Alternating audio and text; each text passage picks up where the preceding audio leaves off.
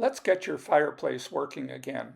Let's say it hasn't been working, your remote's not working. Gather these supplies, and most importantly, up there you'll see are some directions. But here's a list of your tools. You can do a screen print here, print it off for later, and go and turn your fireplace off from the electricity side. Place all your tools and supplies in front of the fireplace and then sit down in front of it. Lift the cover straight up and put it aside. You may want to clean that if it's dirty. And then there's another cover that covers some of the components, the mechanics of the fireplace box. So lift that up. I lift one side up and it just lifts straight up on two little clips.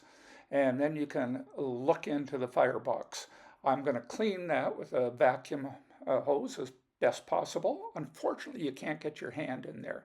And you'll see that we've got a backup battery system for D batteries. I've already put the batteries in there. They weren't there. Very difficult if you don't have small hands. Now grab your electrical tape.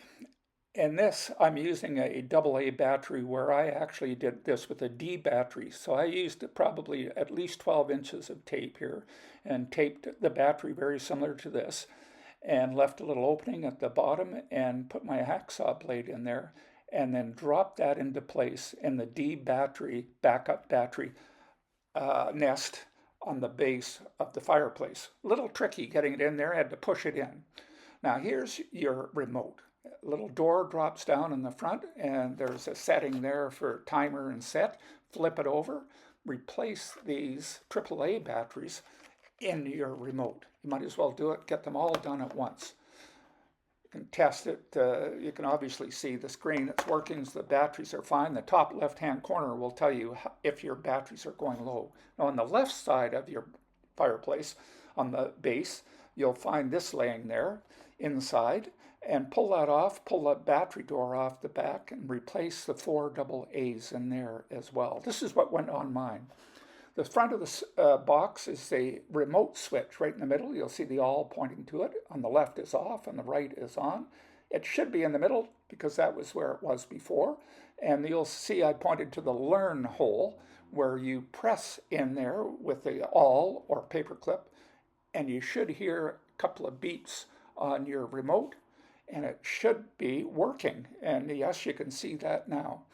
After toggling through the settings on your mode button, put the remote box back in the fireplace where you found it and get ready to reassemble your fittings on your fireplace. Get the cover and replace it the way you found it. Sort of angle it up a bit and slide it straight down and it just pretty well gets there. Give it a little push and you can feel it when it's in place. Then grab the screen and there's 4 bolts there that you're going to put it back on and sort of keep it vertical. Go a little bit above the bolts, drop it down, give it a little push, and then push it in. Feel it, feels good, you're done.